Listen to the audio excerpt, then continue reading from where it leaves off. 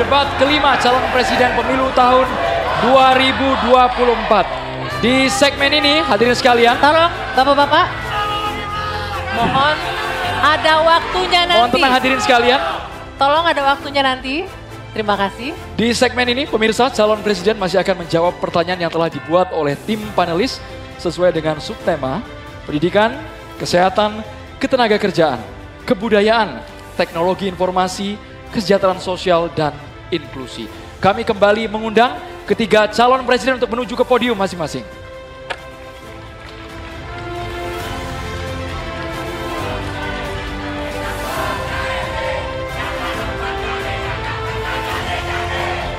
Dan pada segmen ini pertanyaan akan dimulai dari calon presiden nomor urut 1, Bapak Anies Rashid Baswedan. Kami kemudian akan mengundang Bapak Ono Widodo Purbo PhD mengambil dan memperlihatkan subtema yang dipilih.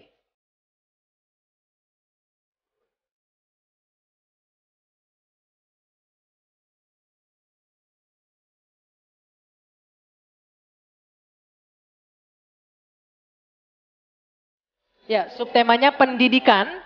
Untuk selanjutnya, baik, pendidikan akan kami undang selanjutnya Ibu Reni Kusumawardani, MC Psikolog, untuk mengambil daftar pertanyaan dari Fishbowl.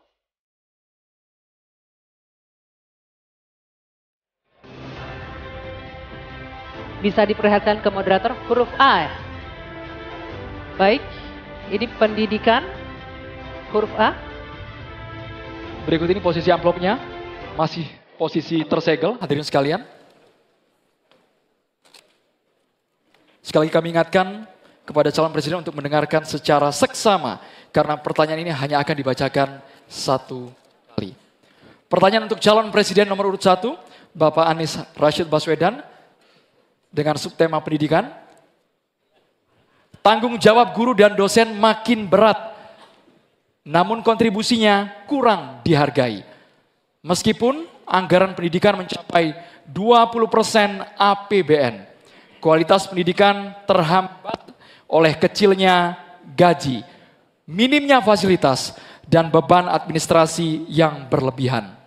Pertanyaannya, bagaimana komitmen dan apa program yang akan dilakukan paslon untuk meningkatkan kesejahteraan serta kompetensi guru dan dosen? Waktu Bapak 2 menit dimulai saat Bapak berbicara. Terima kasih. Ketika kita berbicara tentang mencerdaskan kehidupan bangsa, maka pendidik menjadi kuncinya. Kita ingin pendidik bisa mendidik anak-anak kita. Karena itu kita harus bertanggung jawab dengan penuh atas kesejahteraan pendidiknya, agar dia bisa konsentrasi mendidik anak-anak kita. Prinsip itu harus dipegang oleh seluruh penanggung jawab kebijakan di seluruh Indonesia. Kalau kita punya pegangan itu, maka terjemahannya mudah.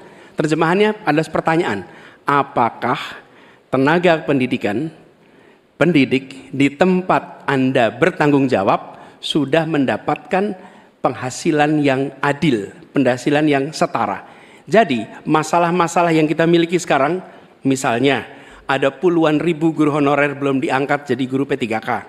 Ada 1,6 juta guru belum tersertifikasi, lalu beban administrasi. Itu semua bisa diselesaikan dengan prinsip tadi, bahwa kita harus bertanggung jawab atas kesejahteraan pendidiknya. Jadi program yang menurut saya harus dikerjakan, kita akan rencana kerjakan adalah percepatan sertifikasi guru. Pengangkatan 700.000 guru honorer menjadi guru P3K. Kemudian beasiswa untuk anak guru dan anak dosen serta anak tenaga kependidikan. Jangan sampai mereka mendidik ratusan anak tapi anaknya tidak pernah bisa menyelesaikan pendidikan sampai tuntas. Kemudian penghargaan dan tunjangan bagi dosen dan peneliti yang berbasis pada kinerja. Dan yang tidak kalah penting adalah mengurangi beban administrasi. Dosen beban administrasinya luar biasa besar. Dosen itu mengajar, meneliti, melalui pengabdian masyarakat. Tapi jangan diberikan beban administrasi yang terlalu besar.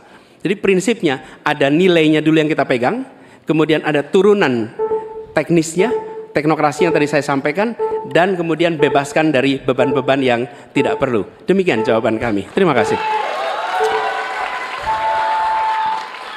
Selanjutnya kami persilakan kepada calon presiden nomor urut 2, Bapak Prabowo Subianto untuk menanggapi atas jawaban yang disampaikan oleh Bapak Anies Baswedan. Waktu Bapak 1 menit dimulai saat Bapak berbicara. Secara garis besar ya, secara objektif saya menilai jawaban-jawaban Pak Anies baik, bagus, relevan. Saya banyak setuju dengan jawaban tersebut.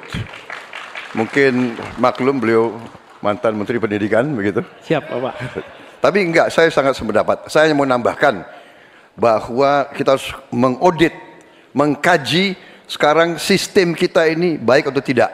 Karena banyak sekali kebocoran-kebocoran dalam alokasi dana yang diturunkan sampai ke tingkat kabupaten dan sebagainya. Ini menyangkut memang masalah mental dan budaya banyak pejabat-pejabat kita. Jadi kita harus koreksi diri, kita harus audit. Dan di mana masalah sistemik yang kurang baik harus kita perbaiki. Kita harus berani memperbaiki sistem yang kurang baik. Terima kasih. Masih ada waktu Bapak. Selanjutnya kami berikan kesempatan kepada calon presiden nomor urut 3, Bapak Ganjar Pranowo, untuk menanggapi atas jawaban yang disampaikan oleh Bapak Anies Baswedan. Waktu Bapak 1 menit dimulai saat Bapak berbicara. Kalau pendidikan mau maju, maka fasilitas mesti diberikan. Negara harus hadir dan makin inklusi. Nah, ketika kita bicara pada pendidiknya atau gurunya, saya mau bercerita pengalaman saja. Ketika guru SMA, SMK, SLB diberikan pada provinsi, maka pada saat itu yang saya tanya pertama adalah, berapa gajimu? 300.000 Pak. Sungguh tidak adil pemerintah ini. Maka pada saat itu saya sampaikan, kasih gaji sesuai UMP yang ada di Jawa Tengah, UMK yang ada di Jawa Tengah, tambah 10%. Baru kemudian kita dorong proses sertifikasi dan peningkatan kapasitas. Kami punya aplikasi namanya Bolpen. Ini bimbingan teknis online dan pendampingan untuk memberikan bantuan kepada guru memanfaatkan teknologi untuk memberikan pengajaran yang bermutu.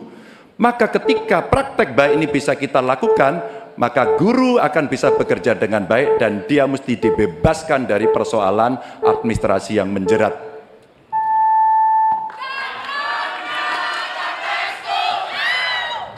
Selanjutnya, calon presiden nomor urut 1, Bapak Anies Baswedan untuk merespon tanggapan dari calon presiden nomor urut 2 dan juga calon presiden nomor urut 3. Waktu Bapak 1 menit dimulai saat Bapak berbicara. Terima kasih Pak Prabowo, terima kasih Pak Ganjar atas kesepemahaman ya terkait persoalan ini. Dan memang kita harus melihat pengeluaran di bidang pendidikan jangan dipandang sebagai cost, sebagai biaya, tapi pandanglah sebagai investasi. Karena itu negara jangan pelit kalau bicara tentang investasi di bidang pendidikan. Dan jangan pelit kalau sama guru. Jangan pernah kita memberikan yang seminim mungkin untuk guru. Berikan yang adil sehingga mereka bisa konsentrasi. Dan kami cerita sedikit yang kita kerjakan di Jakarta. PAUD, guru-guru PAUD mendapatkan hibah di Jakarta. Kemudian guru-guru agama kita berikan bantuan. Semua guru dan dosen di Jakarta bebas PBB rumahnya. Sebagai apa? Sebagai penghargaan dari negara untuk mereka. Jadi kita berikan dukungan kepada guru dalam artian status, dosen juga begitu, kemudian penghasilannya dan kehormatannya. Pandang ini sebagai investasi untuk Indonesia menjadi negeri yang tercerdaskan. Terima kasih. Baik hadirin dan juga pemirsa, kita beralih ke calon presiden nomor urut 2, Bapak Prabowo Subianto. Kami mohon kepada panelis untuk mengambil undian subtema di dalam fishbowl. Kami persilakan kepada Bapak Timbul Siregar untuk bisa menuju ke wadah yang telah tersedia.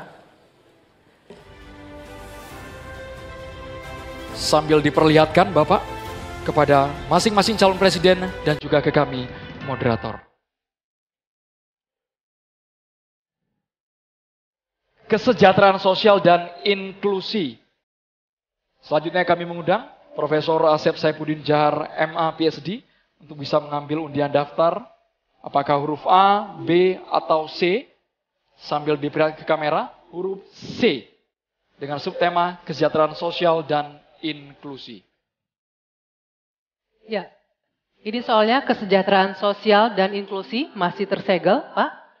Kita akan segera buka. Pertanyaan hanya akan dibacakan 1 kali. Mohon disimak dengan baik. Negara beradab adalah negara yang memenuhi hak kelompok rentan, termasuk penyandang disabilitas. Pasal 5 Undang-Undang Penyandang Disabilitas diantaranya mengatur tentang pemberian konsesi dan penyediaan data belum terpenuhi. Pertanyaannya, apa komitmen paslon dalam pemberian konsesi dan penyediaan data penyandang disabilitas?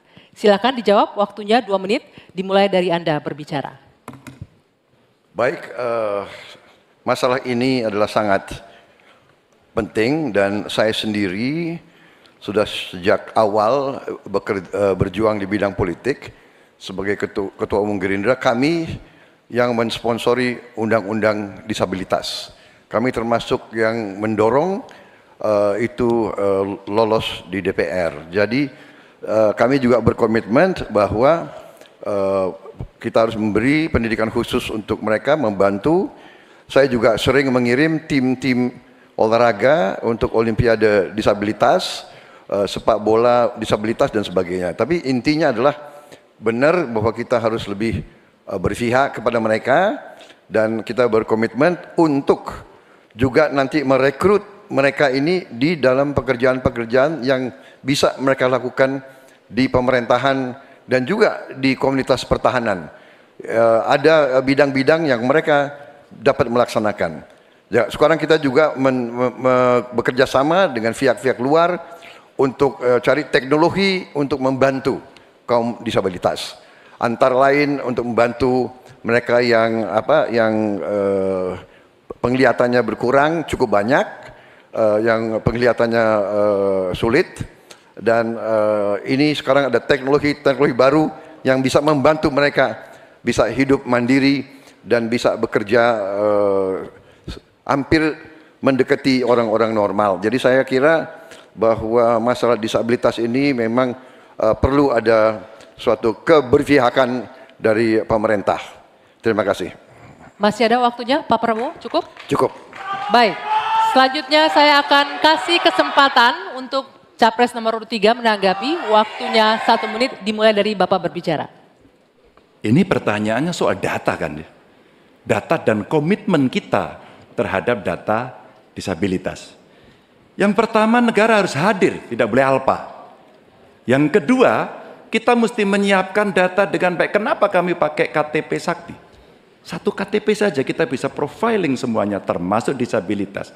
Maka kalaulah satu data Indonesia lalu kita cropping satu saja terkait dengan disabilitas, maka perlakuan kita bisa kita berikan apapun untuk mereka.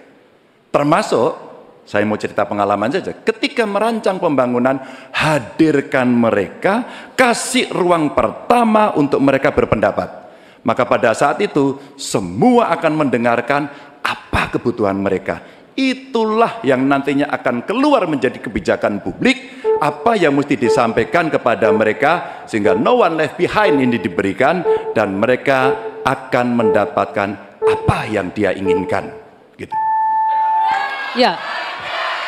Selanjutnya saya akan memberikan kesempatan untuk Capres nomor urut 1, Pak Anies, menanggapi jawaban dari Pak Prabowo. Waktunya 1 menit, dimulai dari Anda berbicara. Ya, apa yang disampaikan Pak Prabowo tadi baik, izinkan kami meneruskan Pak Prabowo.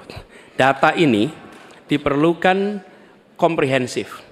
Kita harus tahu berapa, di mana penyandang disabilitas, dan disabilitasnya apa. Dan kita harus melihat bahwa membantu penyandang disabilitas itu bukan charity, tapi pemenuhan hak asasinya dan tanggung jawab negara. Karena itu kami mengusulkan, dan ini kami rencanakan, bekerja bersama dengan dinas di tiap wilayah, lalu bekerja dengan Dasawisna PKK yang tahu wilayahnya, mereka diminta mencatat sehingga tiap kabupaten, kota, provinsi memiliki data tentang penyandang disabilitas. Lalu alokasikan anggaran untuk memenuhi kebutuhannya. Ketika dia bersekolah, sekolahnya harus dimodifikasi, maka dinas punya anggaran untuk modifikasi, tidak membebani sekolah. Jadi siapkan datanya, siapkan anggarannya. Terima kasih. Ya, selanjutnya kami persilakan Pak Prabowo untuk merespon tanggapan dari 2 capres ini. Waktunya 1 menit Pak, silakan. Ya, sekali lagi kedua masukannya juga sangat relevan. Ya, saya juga sependapat. Tetapi memang sekali lagi bahwa pemerintah harus lebih proaktif investasi di sekolah-sekolah khusus untuk mereka dan mencoba teknologi khusus. Sekarang sudah banyak terobosan dalam bidang teknologi untuk membantu kaum disabilitas, mereka yang penglihatan kurang, mereka yang pendengaran kurang dan sebagainya. Mereka yang yang tangannya sekarang sudah ada protese-protese yang tangan-tangan buatan dengan artificial intelligence dan teknologi miniatur. Jadi pemerintah harus lebih banyak pengeluaran di bidang membantu kaum disabilitas. Terima kasih. Cukup ya waktunya? Oke, untuk sesi selanjutnya pertanyaan akan diberikan kepada Capres nomor urut 3, Pak Ganjar Pranowo. Sebelumnya saya akan mengundang salah satu panelis, Bapak Tukiman Taruna Sayoga, PhD, untuk mengambil subtema dan tolong diperlihatkan kepada para capres serta ke moderator.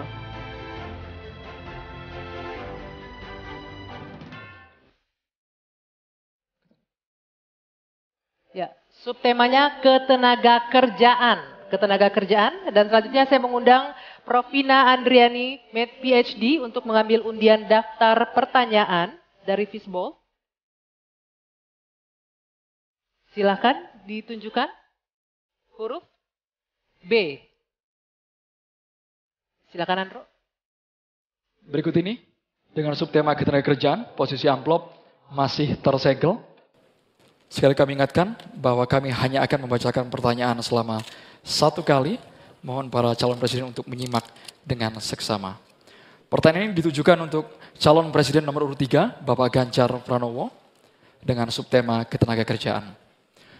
Pekerja migran Indonesia tersebar di banyak negara. Di sana mereka banyak mengalami masalah, mulai dari masalah hukum, pelecehan, hingga kesehatan mental. Pertanyaannya, bagaimana strategi paslon menjamin keselamatan dan kesejahteraan pekerja migran Indonesia? Waktu Bapak 2 menit untuk menjawab dimulai saat Bapak berbicara. Silakan. Terima kasih. Kembali negara hadir dengan segala perangkatnya. Ada duta besar di sana. BP2MI ada juga. Kementerian Tenaga Kerja ada. Pemerintah daerah ada. Kami mau bercerita pengalaman. Karena kemarin kami komunikasi dengan pekerja migran kita yang di Hong Kong. Kita live bersama dan mereka menuntut apa yang menjadi pertanyaan ini. Pak Ganjar, apa pelindungan yang diberikan kepada kami? Inilah panic button, inilah nomor telepon dan kalian kalau ada masalah telepon ke situ. Kalau tidak, maka ini akan kita tarik di pemerintah tertinggi agar kita bisa mengintervensi. Kenapa ini menjadi penting? Masalah-masalah yang mereka hadapi, satu, mulai mereka berangkat legalitasnya mesti beres. Mulai mereka berangkat kita sudah harus tahu skillnya apa. Mulai mereka berangkat apa yang ada dalam kontrak kerja. Kita pastikan semuanya. Dari kementerian yang ada, lembaga yang ada, itulah kontrol dilakukan. Kenapa saya bicara sampai mesti ada tempat melapor, duta besar yang aktif agar kita bisa melindungi segenap bangsa Indonesia dan seluruh tumpah darah. Warganya dimanapun mesti dilindungi. Dan dari sinilah pengalaman kami pernah membebaskan beberapa pekerja yang bermasalah, baik di Arab Saudi, di Sudan, terus kemudian di Kamboja, yang mereka terindikasi TPPO. Maka ketika kemudian melihat seperti ini, tindakan tegas adalah dari pemimpin tertinggi. Pengalaman saya jadi gubernur. Maka yang saya telepon adalah Menlu, yang saya telepon adalah duta besar, dan bagaimana kita beraksi agar kita bisa menyelesaikan persoalan itu. Komitmen ini tidak terlalu sulit. Ketika data benar, instrumen benar, melakukan dengan cara yang benar, maka seluruh persoalan akan cepat diselesaikan. Waktunya habis Bapak. Sekarang kami berikan kesempatan kepada calon presiden nomor urut 1, Bapak Anies Baswedan, untuk langsung menanggapi. Terima kasih Pak dengan Ganjar. waktu 1 menit. Meneruskan apa yang tadi disampaikan. Saya berjumpa dengan para pekerja migran di Malaysia, ngobrol dengan mereka permasalahannya. Datang ke desa pekerja migran di Wonosobo, pasti Pak Ganjar juga tahu. Nah, apa yang saya temukan? Memiliki kewenangan di pemerintahan tidak berarti memiliki pengetahuan tentang permasalahan. Yang dimiliki kewenangan, pengetahuan siapa yang tahu? Justru aktivis-aktivis pekerja migran. Jadi kami melihat harus dilibatkan para aktivis pekerja migran, mereka yang tahu lubang-lubang masalah di dalam melindungi pekerja migran. Kita memang betul, kita ingin melindungi sejak pra keberangkatan sampai mereka berada di sana. Tapi di tengah itu banyak sekali lika-liku yang ketika kita berada di birokrasi, banyak yang tidak diketahui. Karena itu kami melihat, libatkan mereka, lalu negara kolaborasi. Kewenangan dimiliki negara, pengetahuan dimiliki oleh para aktivis itu, kita eksekusi, melindungi dan memastikan mereka bisa hidup, bekerja dengan tenang di sana. Waktunya habis, Bapak. Selanjutnya kami berikan kesempatan kepada Bapak Prabowo Subianto, calon presiden nomor urut 2, untuk menanggapi atas jawaban yang disampaikan oleh Bapak Ganjar Pranowo. Waktu Bapak 1 menit dimulai saat Bapak berbicara. Saya kok ya harus mengakui juga bahwa saya banyak sependapat dengan dua. Berarti apa? Keberpihakan kita kepada kaum pekerja di luar negeri itu sebenarnya sama. Semua benar. Tetapi menurut saya ada berapa kedutaan kita di beberapa negara kewalahan. Masalahnya terlalu banyak. Jadi benar yang disampaikan Pak Anies, aktivis-aktivis ini sangat membantu untuk mengikuti dan membantu pekerja migran kita di mana-mana. Saya pernah pengalaman, saya pernah diberitahu oleh seorang aktivis, seorang perempuan tentang seorang pekerja perempuan di Malaysia yang 2 minggu lagi mau digantung. Kalau tidak ada berita dari aktivis perempuan ini, kita tidak bisa bantu dan intervensi. Jadi benar, peran aktivis-aktivis sangat penting di bidang pembelaan hak-hak pekerja kita di luar negeri. Mereka adalah pahlawan-pahlawan. Terima kasih. Waktunya habis. Mohon tenang hadirin sekalian. Kami persilakan kepada calon presiden nomor urut 3, Bapak Ganjar Pranowo, untuk merespon tanggapan dari Capres nomor urut 1 dan juga Capres nomor urut 2. Terima kasih atas masukannya. Karena udah banyak setuju ya baik-baik saja. Tapi kita mesti memberangkatkan mereka dalam kapasitas secara legalitas dan keterampilan yang baik. Yang berikutnya lagi tentu saja, kalau sudah kasus, namanya kasus, semua bisa terlibat. Gunakan teknologi informasi, gunakan medsos. Maka kenapa kemudian dalam pengalaman kami, seluruh kepala dinas Anda harus punya medsos. Disitulah orang sebenarnya bisa menyampaikan secara cepat. Maka ketika itu masuk dalam dashboard kami, dalam lapor GUP umpama pada saat itu, kita merespon dengan sangat cepat karena kita tahu persoalan yang mereka hadapi. Menggunakan banyak pintu-pintu untuk melaporkan ini adalah bagian cara menangani kasus yang paling tepat. Tapi mencegah itu jauh lebih baik dengan sekali lagi legalitas, keterampilan, kontrak, dan memberdayakan seluruh aparatur termasuk pemangku kepentingan dan aktivis kalau Mas Anies tadi sampaikan. Saya kira itu cara yang cukup komprehensif untuk merespon persoalan PMI. Waktunya habis, Bapak. Oke. Sekarang boleh saya kasih waktu untuk berikan tepuk tangan bagi ketiga calon presiden. Silakan. Ya. Baik, dan juga kami mempersilakan Capres untuk kembali duduk ke tempat masing-masing. Ya, Bro. Hadirin dan juga pemirsa.